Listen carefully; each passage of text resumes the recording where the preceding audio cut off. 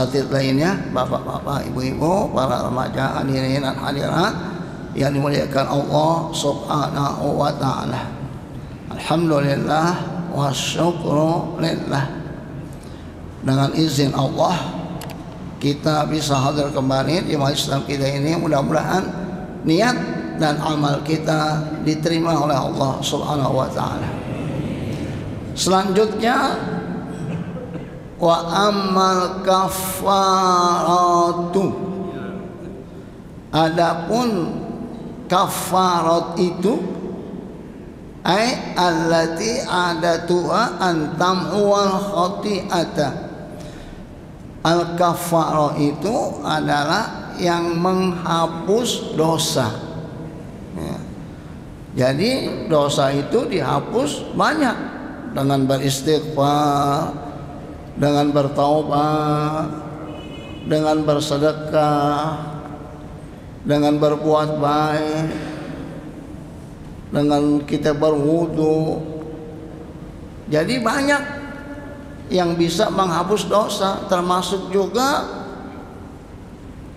sakit itu menghapus dosa ya. Ini dalam Islam itu semuanya enak ya. Dapat nikmat enak, dapat musibah juga enak. Tapi kita umumnya maunya yang enak doang ya. Ya, kalau musibah aja pada gerutu ya. Padahal musibah itu menghapus dosa, penyakit itu menghapus dosa. Kalau kita sabar, ya, kita kesandung menghapus dosa. Kita duduk kepentok kepala kita menghapus dosa. Ya. Tapi bukan kita sengajain kita pentokin. Itu. Nah, di antaranya juga faisbahul wudu'i fis sabarat. Apa itu isbagul wudu? Yaitu wudunya dengan sempurna. Fis sabarat, dalam keadaan sulit. Di sini dikatakan as-sabarat bi fathataini. Dua fathah, sabar ya. Jam'u sabrah bi fathin wa sukun ya. Apa itu? Ai itmamul wudu'i fi waqti syiddatil bardi. Menyempurnakan wudu saat dalam keadaan dingin.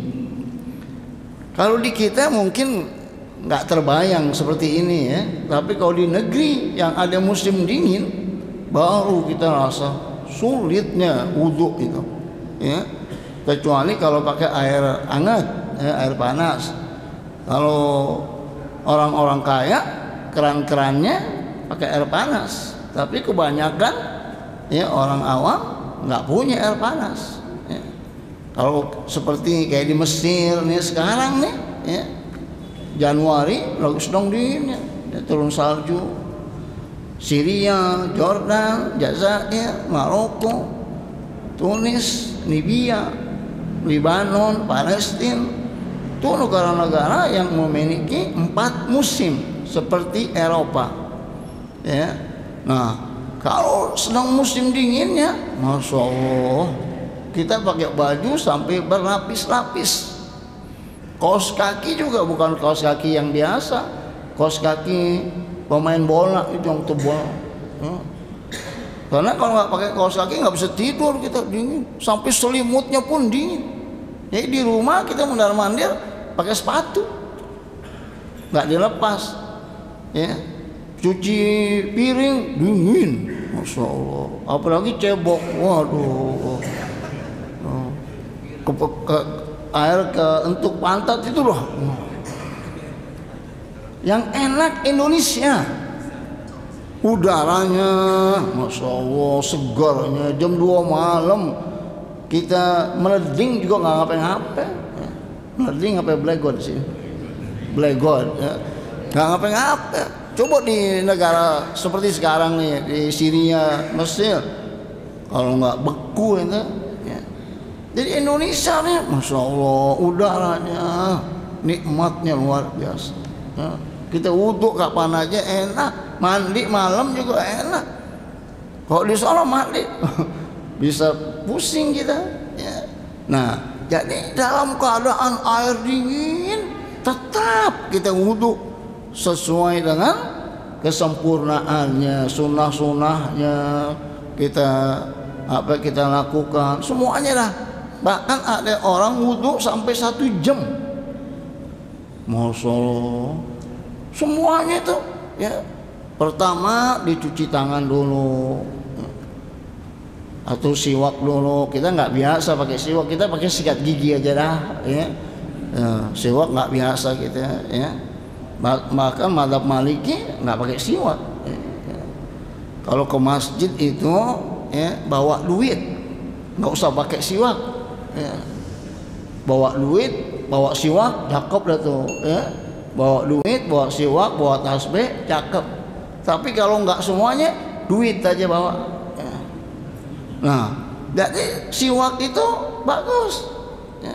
Karena kata Nabi, laula an asyqa ala ummati la amartuhum bisiwak. Ada orang, seorang Habib itu waktu dia mau pakai siwak, siwaknya ketinggalan, disuruh ambil di rumahnya siwak itu ya. Ada lagi yang mau pakai siwak nggak ada siwak, terus ada orang punya siwak, dia mau bayarin 1 dinar dijual. Kalau lo mau 1 dinar, dia beli 1 dinar.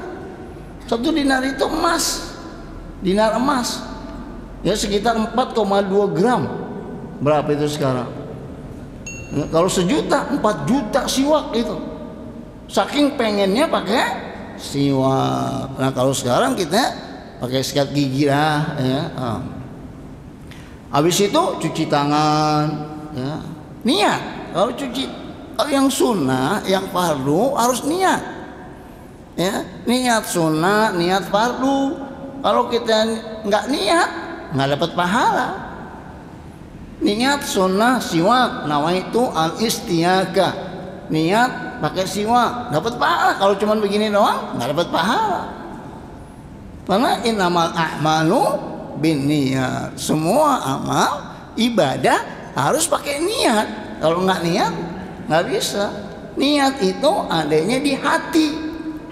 Di hati, tapi mengucapkannya sunnah. Pamannya nawaitu al-istiaqah, siwak lah itu. Tapi kalau dia nggak ucapin di hati aja, di niat sunnah siwak udah sah ya. Yang penting di hati begitu. Nah termasuk juga cuci tangan, niat sunnah, wudu ya. Terus kita kumur-kumur, nah, itu niat sunnah kumur-kumur. Madmadah, istinsak itu sunnah, niat istinsak. Nanti yang fardu waktu membasuh muka itu niat ya, niat wudu. Jadi harus ada niat nawaitu al-wudu'ah atau nawaitu istibahata lis-shalah. Tapi kalau niat nawaitu at-taharata, aku niat bersuci, nggak sah. Bersuci apa ya, harus sebutin. Nawaitu al-wudu'ah, cakep dah tuh. Aku niat wudu untuk sholat umpamanya ya. Niat wudu aja udah sah. Tapi kalau niat untuk umpamanya baca Quran, ya niatnya untuk baca Quran gitu, ya. Tapi kalau dia agak niat nggak sah. Harus ada niat. Nah, niat itu adanya di hati. Sesudah itu kita basuh muka dari kenain semua itu. Coba kalau kita pakai air dingin bagaimana itu? Semuanya 3 kali lagi sunnahnya. Wah loh. Udah begitu tangan semuanya dibasuh dingin ya, masya Allah. Nah, semuanya sunnahnya itu ditadlik. Tadlik tuh diurut-urut gitu semua. Begini-giniin semua tuh ya. Ini begini nih sunnah di dalam wudu. Namanya nih tahlil, digini-giniin tuh. Itu sunnah ya. Tapi dalam normal begini nggak bagus kita begini. Ya, di masjid, di majelis taklim nggak bagus begini. Ya, jadi lepas saja, jangan pakai begini, lepas saja gitu. Ya. Lepas aja dah, jangan dibiasain atau begini aja. Nah, ya, kalau terlalu begini itu kata Nabi itu amalus syaiton, itu perbuatan setan tuh, sehingga kita nggak khusyuk, nggak ada ketenangan. Ya. Lepas aja. Tuh kalau udah biasa ngaji, kelihatan dah akhlaknya cakep dah, dari duduknya, dari tangannya bagaimana, ya kelihatan. Ya, biarpun dia nggak ngomong juga kita bisa lihat, oh itu orang ngerti tuh, gitu. Ya. Ya lepas aja semua, ya. Jangan dibiasain begini. Ya. Tapi kalau dalam wudhu begini bagus tuh, ya. Tuh sunnah. Semua kuku-kukunya, ya supaya digunting, ya. Bagusnya tuh sunnahnya menggunting kuku hari Kamis atau Jumat sebelum pergi sholat Jumat. Ya. Paling tidak jangan lewat 40 hari. Ya. Jadi supaya mengapa? Supaya kuku kita nggak terlalu panjang. Nah, sehingga ketika kita wudhu semuanya kena air. Tapi kalau terlalu panjang, apalagi ada kotoran, nah itu nggak kena air wudhu, nggak sah wudhunya. Kalau dia sholat, nggak sah sholatnya. Kaki begitu juga, ya supaya dia gini-giniin kakinya. Kuku-kukunya dicek semuanya. Biasa kuku kaki jelek-jelek biasanya, ya. Dicek itu, ya. Kalau dia wudhu kukunya ada kotoran, ya nggak kena air wudhu, anggota wudhunya tidak sah. Kalau wudhunya nggak sah dipakai sholatnya kagak sah. Ini bukan main-main, karena kata Nabi wailun lil aqab, celakalah tumit. Bukan tumit yang celaka, maksudnya orang yang wudhu tumitnya tidak kena air wudhu. Karena di belakang tuh, nah, itu kalau sampai nggak kena itu celaka tuh kita. Coba lihat. Jadi harus kena semuanya. Nah dalam keadaan air dingin berat sekali kita gini-giniin itu repot, susah. Nah makanya untuk ukuran kita yang umpamanya belum pernah merasakan bagaimana tinggal di negeri yang musim dingin, mungkin kurang nyambung, ya. Tapi kalau kita udah pernah ke Eropa, ke negeri yang ada musim dingin, baru rasain sulit sekali ya wudhu, ya susah. Nah, makanya ini kita di negeri yang enak begini ini wudhu yang benar dah, puas-puasin, ya. Sebelum kita pindah ke negeri yang ada musim dinginnya, ya nikmat. Ya, kaki kita bersihin, ya. Itu namanya fis sabarat, ya, dalam keadaan sulit tapi tetap dia laksanakan wudhunya, sunnah-sunnahnya semuanya diikuti, muka, tangan sampai sikut lewatin dikit gitu, ya. Abu Hurairah dia dilihat oleh seorang sahabat wudhunya sampai sini. Terus ditanya, Abu Hurairah kok wudhu sampai sini? Ini buat saya doang katanya, jangan diceritain sama orang lain. Mengapa? Karena dia pengen nanti anggota wudhunya pada mengkelelep gitu. Itu min asarin wudhu, nanti pada hari kiamat tanda-tanda orang yang beriman dari wudhunya kelihatan. Anggota wudhunya tuh belang begitu kayak kuda, ada hitamnya, ada putihnya. Jadi Nabi bisa ngenalin umatnya, ini umat saya, ini umat saya, ini umat saya, dengan sebab wudhu. Nah kalau nggak pernah wudhu bagaimana bedainnya, ya?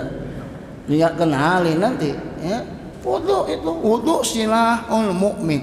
Wudhu itu senjata bagi orang mukmin. Sebaiknya setiap saat ada wudhu, sebaiknya dalam keadaan apa aja. Jadi kalau kita ada wudhu, datang waktu sholat duha, ya tinggal sholat aja gitu. Meskipun wudhu itu ada yang mengatakan kalau sudah ada wudhu diulang lagi wudhunya. Karena dulu awalnya itu Rasulullah setiap mau sholat wudhu, meskipun nggak batal. Nah, udah lama seorang sahabat melihat Rasulullah satu wudhu dipakai untuk banyak sholat. Terus tanya Rasulullah, kok satu wudhu dipakai banyak sholat? Kata Rasul, saya sengajain kata Rasulullah bahwa satu wudhu boleh untuk dipakai berapa saja sholat. Seperti Imam Abu Hanifah itu sholat subuhnya 40 tahun pakai wudhu isya. Bisa nggak tuh? 40 tahun sholat subuhnya pakai wudhu yang isya tadi. Ya, coba praktikin besok dah, sehari aja besok. Ya. Ya. Ya. Habis sholat isya tahan sampai sholat subuh pakai wudhu isya. Abu Hanifah 40 tahun. Masya Allah. Jadi orang-orang dulu lah ya, nah, ulamanya ya, dia alim juga, dia ahli ibadah juga, nggak bisa kita saingin ya, nggak mungkin ya. Kalau sekarang cuman alim doang ya, amalnya belum tentu, akhlaknya belum tentu ya. Kalau zaman dulu alim, ahli ibadah, puasa, tahajud, sodako, dermawan, baca kitab, semua komplit. Kalau sekarang alim doang, pintar ngomong doang, udah segitu doang atuh itu ya. Ya, apa yang dibanggain ya. Nah, jadi mengapa dikatakan menghapus dosa?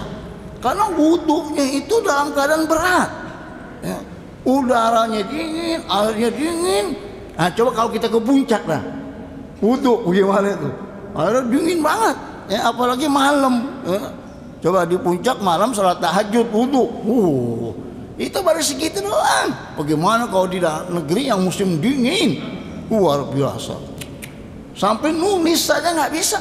Saya kalau di Jazair itu di kampus, saya duduknya di samping heater. Ada pemanas di tembok itu, di situ tuh kita duduk tuh. Kita datang paling dulu, udah nggak boleh yang tempatin. Kalau ada teman Arab duduk situ, saya suruh minggir, nih tempat gua nih, sana lo. Pakai sarung tangan aja masih nggak nempan. Semua tangan pakai sarung tangan, pakai jaket kita tangan kita kantongin gitu, dengerin aja guru dah tuh. Ya, udah nggak bisa nulis saking dinginnya. Ya. Nah, itu ada pemanas, semua ruangan ada pemanas. Kipas angin jarang, AC jarang di sana. Ya. Jadi biarpun musim panas juga kayak di sini ya, airnya tetap dingin juga. Biar musim panas, airnya tetap dingin. Nah, jadi ini wudhu dalam keadaan berat, tapi dia tetap melaksanakan sunnah-sunnahnya, apalagi yang fardu, yang sunnah-sunnahnya juga dilaksanakan. Itu menghapus dosa. Bi ayatiya bi sunanihi fi syiddatil bardi, dalam suasana sangat dingin tetap wudhunya dia lakukan dengan sempurna, yaitu dengan sunnah-sunnahnya, bukan yang fardu saja. Kalau yang fardu saja, basuh muka, tangan, rambut, sebagian kaki, udah. Kalau yang sunnah-sunnahnya banyak ya. Makanya tadi itu ada yang wudhunya 1 jam ya. Kalau semuanya diamalin gitu ya. Jadi wudhu itu sangat bagus kalau kita amalkan ya, dengan sebaik-baiknya dari segi kesehatan ya. Basuh kuping juga sunnah ya, dari sini sampai sini diputar terus gitu. Itu kata dokter ya, itu kuping itu banyak sarafnya. Jadi kalau kita giniin terus nih, berarti kita mijit-mijit kuping kita. Coba lihat. Nanti kalau sering dipijit kuping, jadi tubuh kita sehat. Gitu. Kencing cebok itu sunnahnya itu kita kencing, kita urut-urut. Coba kalau kencingnya 5 kali, sekali kencing 10 kali urut, dan 50 kali urut, kalah sama erat itu ya. Di dalam istinja aja, Masya Allah, Islam luar biasa. 1400 tahun yang lalu udah diajar. Coba kalau kita ceboknya begitu tuh, pada bunting binira ya. Cuman karena kita nggak ngikutin sunnah, cebok-cebok aja begitu ya, cebok yang benar. Makanya kalau yang ngerti anaknya banyak, sehat dia, kuat. Coba lihat kiai-kiai itu bininya banyak itu, ada kan? Ada yang bini banyak kan? Ya, dikawin lagi, anaknya banyak kan, dia ngerti. Dia ngerti semuanya, amalannya dia tahu, makanannya dia tahu semuanya. Ya, makan telur, pada setiap mau makan telur disebut al-qawiyyu. Coba kalau makan telur bilang al-qawiyyu. Nanti makan lagi atuh al-qawiyyu. Jadi kuat. Ini amalan nih, amalin ya pagi-pagi ya. Jadi setiap makan telur sebelum makan bilang al-qawiyyu gitu. Kalau bahasa Indonesianya kuat gitu. Makan lagi atuh kuat gitu. Dari makan telur aja masih banyak amalannya dah ya. Itu gampang atuh ntar atuh ya. Jadi di sini wudu dalam keadaan susah. Susah di sini dalam keadaan dingin. Tapi tetap dia melaksanakan sunnah-sunnahnya. Yang kedua, wa naqlul aqdami ilal jamaati. Naqlul aqdam maksudnya dipindahin kakinya. Pindahin kakinya kan berarti dia berjalan ya. Apakah jalan kaki, apakah pakai motor, pakai kendaraan, namanya dia pindahkan kakinya. Artinya dia berjalan. Ai ila sholati ma'al jamaah, yaitu berjalan untuk melaksanakan sholat berjamaah. Kalau zaman dulu kan semua kita ke masjid jalan kaki ya, motor masih jarang, masjid juga masih jarang, jadi pergi jauh. Sekarang enak, di depan rumah kita masjid ya, di belakang rumah kita masjid ya. Pakai motor, pakai mobil udah enak ya. Dulu pada jalan kaki, gelap. Ada jamaah kita nih, ada bapak-bapak tuh kalau ini jalan suka saya lihat pakai senter, dibawa senter itu ya. Ada satu itu rajin dah ya. Sebelum jam 4 tidak sampai itu bawa senter. Itu kalau zaman dulu bagaimana? Banyak binatang buas, apalagi di zaman Nabi di Sahara. Ya, malam-malam sholat subuh, masya Allah. Sekarang kita enak banget, gampang. Ya, jadi dia pergi untuk melaksanakan sholat berjamaah. Itu juga menghapus dosa. Ya, kita keluarnya saja menghapus dosa. Ya, ditulisnya hasanat, dihapusnya sayyiat. Ntar kita berjamaah, kita silaturahim, kita kenal satu sama lain, itu dapat pahala lagi ya. Kita kumpul ya, itu paling bagus berjamaah ya. Karena apa? Karena perintahnya kita supaya berjamaah ya. Jangan sampai kita berpecah belah ya. Apalagi Sabtu begini pengajian banyak banget ya. Yang di Cilandak ada juga tuh ya, keliling. Kalau lihat di fotonya itu ada berkatnya, ya, ada makannya, ngerinya pada terangsang ke sono, sepi sini. Ya. Tapi ini penuh ini, tetap aja biarpun banyak, tetap datang. Ya. Bahkan duit yang dikumpulin itu lebih banyak daripada yang minggu subuh. Ya. Minggu subuh di Al-Ahyar kemarin berapa? 3 jutaan ya. Ya. Di sini 2 juta lebih. Minggu subuh kan banyak, kemarin tuh sampai keluar. Cuman 3 juta berapa gitu ya. Cuman ini yang Sabtu doang, bukan gabungan, bukan 2 juta lebih. Jadi potensinya luar biasa sih ya.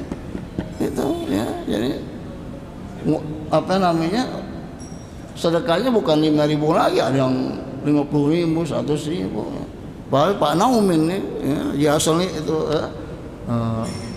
Haji Salim itu kebunnya, kontrakannya banyak itu, kantongnya banyak itu Haji. Ya. Jadi banyak toko-toko yang dermawan, itu bagus dah ya. Itu taufik hidayah ya. Itu semua kembali ke kita juga ya. Bukan buat orang, ke kita ya. Berjamaah. Yang ketiga, wantidharus shalah ba'da shalah. nungguin sholat sesudah sholat. Jadi dia keluar dari rumahnya untuk sholat berjamaah, ya, mungkin rumahnya jauh, ya. Ada di zaman Nabi orang pengen pindah dekat masjid. Kata dia, ya Rasul, saya pengen pindah dekat masjid biar sholat gampangan. Kata Rasul, nggak usah.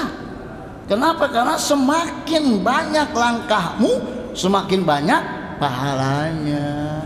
Orang dekat masjid cuma berapa langkah doang, paling 10 langkah. Nah, kalau yang jauh-jauh gak usah dari Muara Asim, ya. Dari Jawa Barat nih, ya.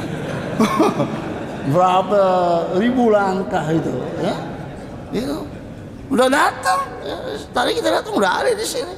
Berapa ribu langkah itu, Masya Allah, keberkahan, ya. Jadi udah kita sholat berjamaah, kemudian kita tungguin lagi, ya, untuk berjamaah lagi. Lisholliha fil masjid, untuk dilaksanakan sholat di masjid. Masjid itu maksudnya musola juga. Nah, kalau di Arab itu sebutannya masjid. Masjid jami'. Masjid itu kalau masjid saja tidak dilakukan sholat Jumat. Kalau masjid jami' dilakukan sholat Jumat. Nah, kalau di kita ada musola, ada masjid. Kalau di Arab itu kebanyakannya masjid semuanya. Masjid ini, tapi ada masjid jami'.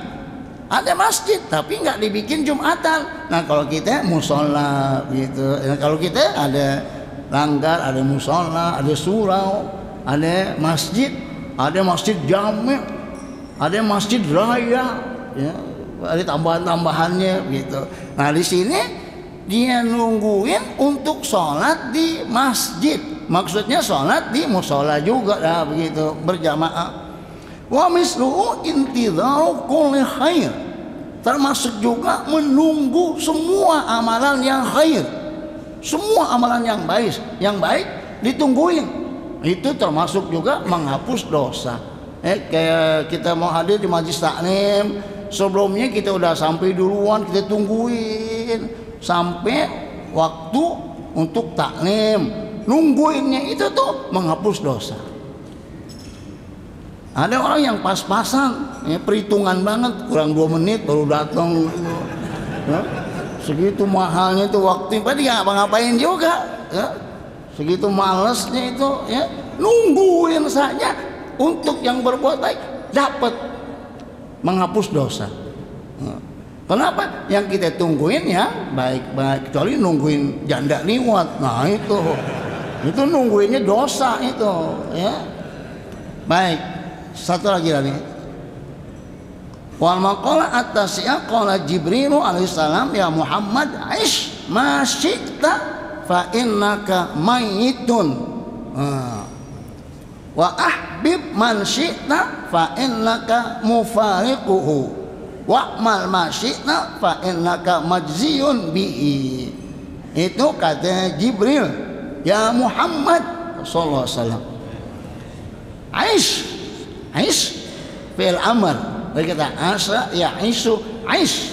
Kalau bahasa kita hiduplah, ya. Ma syi'ta, semau kamu, fa innaka mayyitun, sesungguhnya kamu bakal mati. Mayyitun, bakal mati. Innaka mayyitun wa innahum mayyitun, pakai syiddah, ya. Kalau udah mati mayyit, nggak pakai syiddah, mayit, ya. Di sini pakai syiddah, ya. Hiduplah, ma syi'ta, semau kamu, fa innaka mayitun, sesungguhnya kamu bakal mati. Li anna akhiral hayyi mayitun, karena akhir dari semua orang yang hidup mati. Karena kita semua bakal mati, maka hiduplah yang baik, ya. Tapi di sini kata Jibril, ya Muhammad SAW, hiduplah semau kamu, begitu, ya. Jadi ini bukannya buat Nabi, tapi buat semua umatnya. Mengapa dikatakan hiduplah semau kamu? Artinya Yang mau beramal soleh silakan, yang mau bermaksiat silakan, yang mau beriman silakan, yang mau tidak beriman silakan. Ya. Sekarang nyebut kafir bisa dilaporin. Ya. Jadi nyebutnya nggak beriman aja lah. Ya.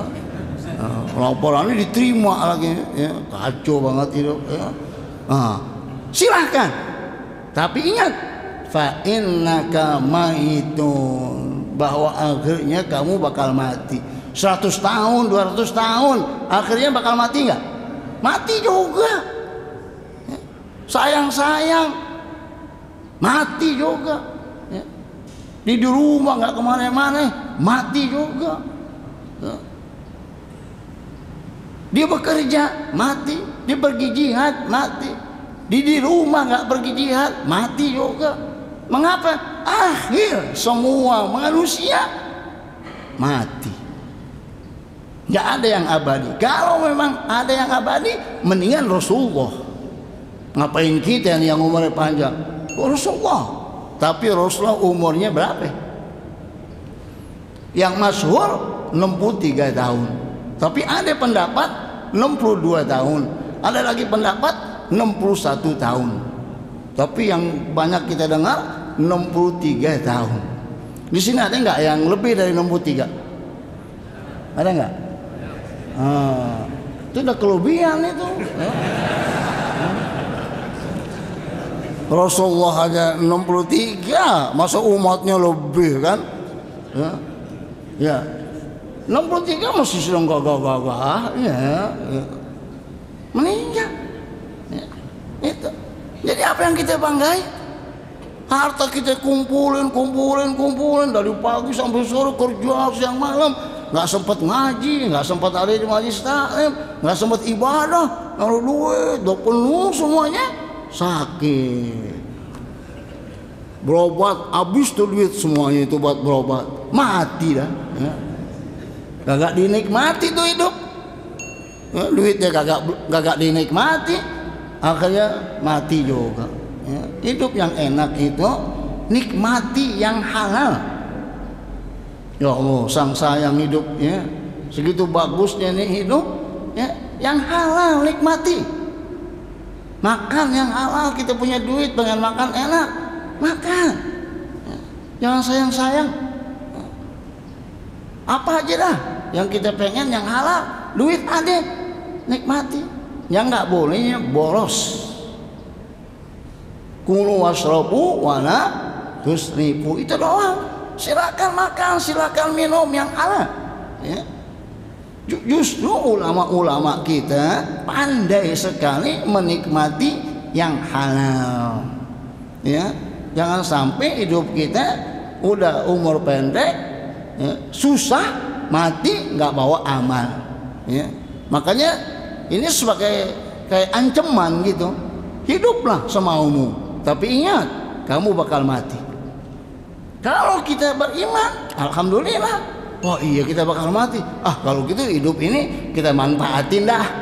Buat ibadah, buat berbuat baik, buat hadir di majelis taklim, buat membantu orang, menolong orang, berakhlak mulia, menyebarkan kedamaian, jangan zalim, jangan mencuri. Karena kau bakal mati juga. Cakep gak tuh gitu? Itu dia maksudnya tuh. Karena kita bakal mati juga, maka kita harus siapkan amal soleh. Tapi kalau dia Allah sesatkan, walaupun dia bakal mati, nggak nempan. Rokok saja, itu kan ada tulisannya tuh, ada gambarnya, paru-paru bolong, kagak nempan. Nggak ada yang takut mati nih, apalagi perokok, nggak nempan dah. Mati, kagak bakal gue takut gitu. Tapi kalau dibilang lu bakal susah, nah itu ditakut itu. Makanya jangan tulisin bakal mati, tulisin bakal miskin, baru pada nggak ada ngerokok itu. Mati dia gak takut, orang udah biasa gitu. Jadi padahal orang yang beriman ketika disebut kamu bakal mati, gemetar. Ya Allah, mati bagaimana nih? Ntar kalau gue mati sendirian, ditaruh di kuburan sendirian, ditanya oleh malaikat munkar nakir, bagaimana nih? Gitu. Orang yang beriman, Kita mau buat jahat, wah ntar gimana ini ditanya sama malaikat, bakal mati. Makanya diperintahkan oleh Rasulullah, aktsiru min dzikri hadhimil ladzati al maut. Banyak-banyaklah mengingat yang memutuskan kenikmatan kematian. Cukup dah ya, sampai kamu semuanya bakal mati.